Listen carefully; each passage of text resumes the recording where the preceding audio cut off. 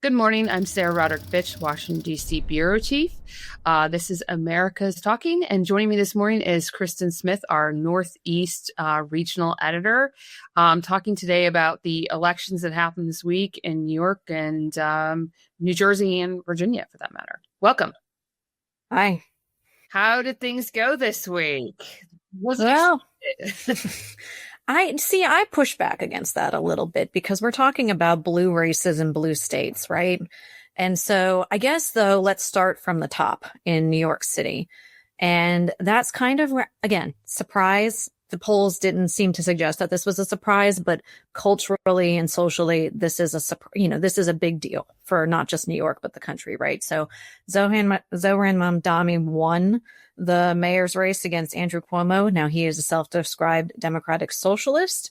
He is Muslim, and he has a lot of controversy around those two facts of his existence. Let's just say he supports a lot of very democratic socialist policies, such as affordable housing, childcare that is covered by taxpayers, things of that nature that are going to cost a lot more money, but the city of New York apparently is ready for.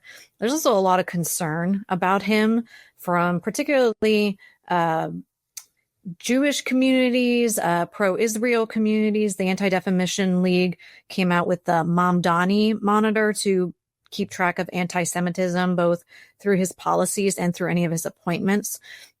So there's a lot of, concern, uncertainty about what this means. A lot of people are looking at New York City.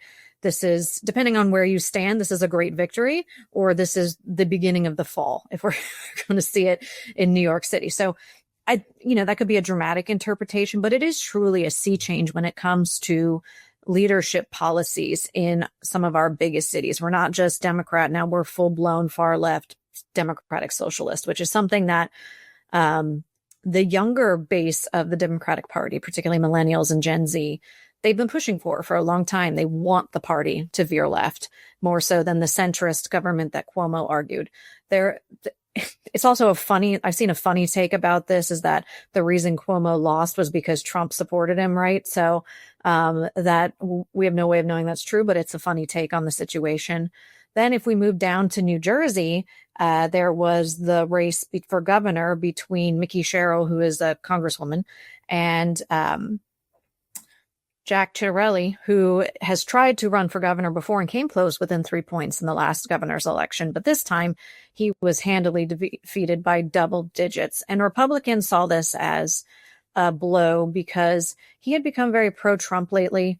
And they thought that there was a chance that they could flip the governorship in New Jersey to red, and that didn't happen at all. So there's this sense that there's a referendum on the Trump administration because of this. Now, again, reminder, New Jersey is deep blue.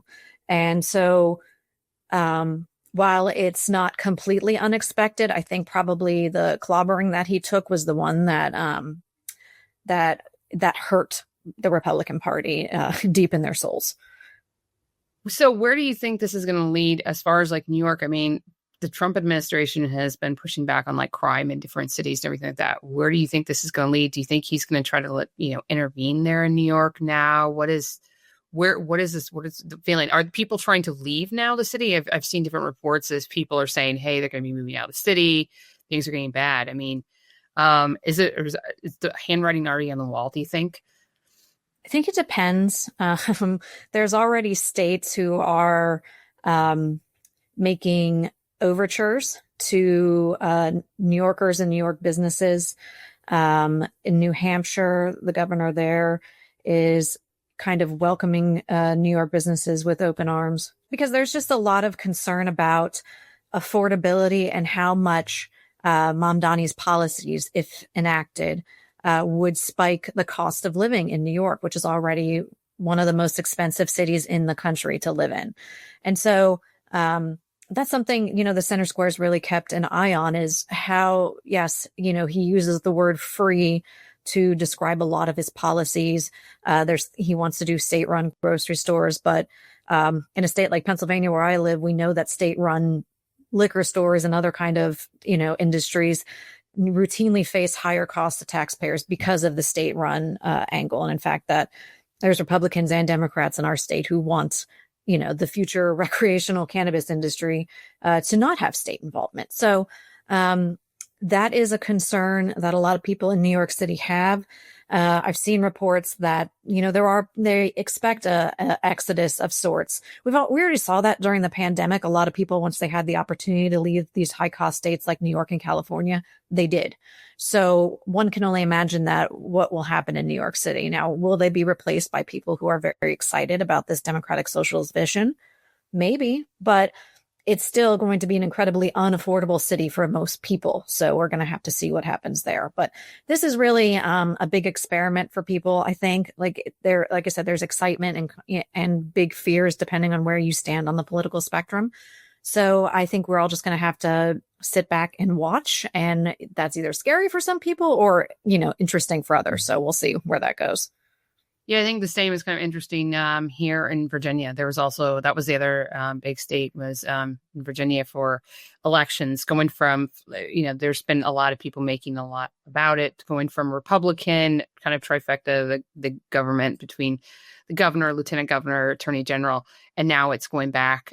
It's going Democrat. It was for a while. It is a blue state. Kind of the same sort of thing. Not deep blue state like New Jersey or New York, obviously. It's kind of been considered purple, but it's moved in that direction as far as everything goes. And seeing how that is playing out here before the kind of the election sort of took off, Abigail Spanberger, who won against Lieutenant Governor Winsome Earl Sears, she was sort of thought of as sort of a centrist Democrat. And then as the sort of the campaign went on, so she was painted and kind of came out more leftist.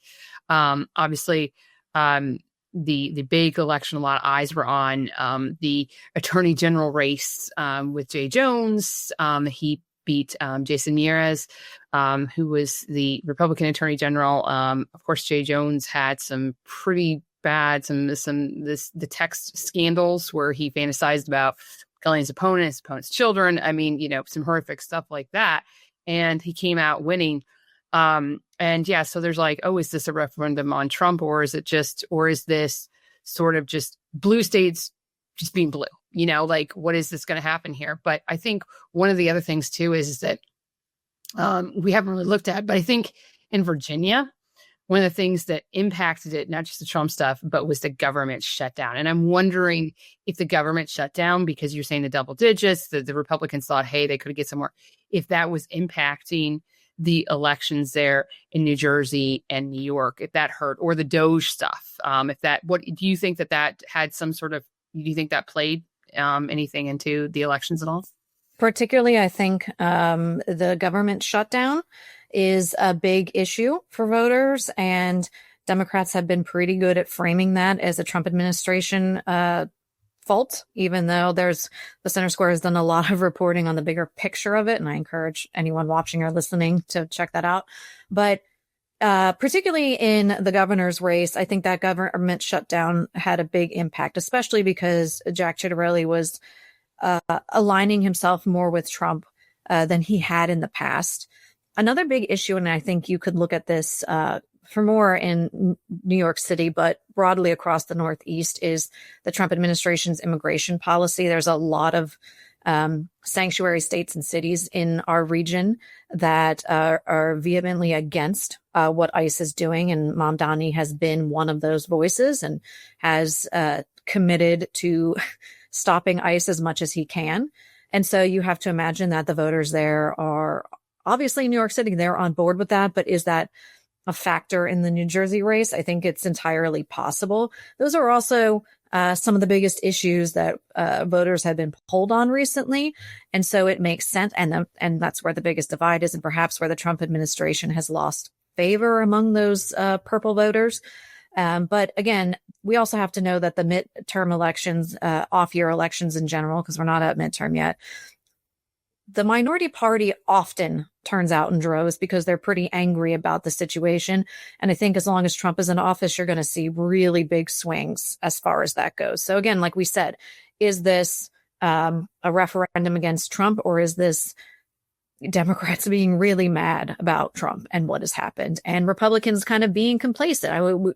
We'll never know, but those are kind of the things that are weighing over these elections.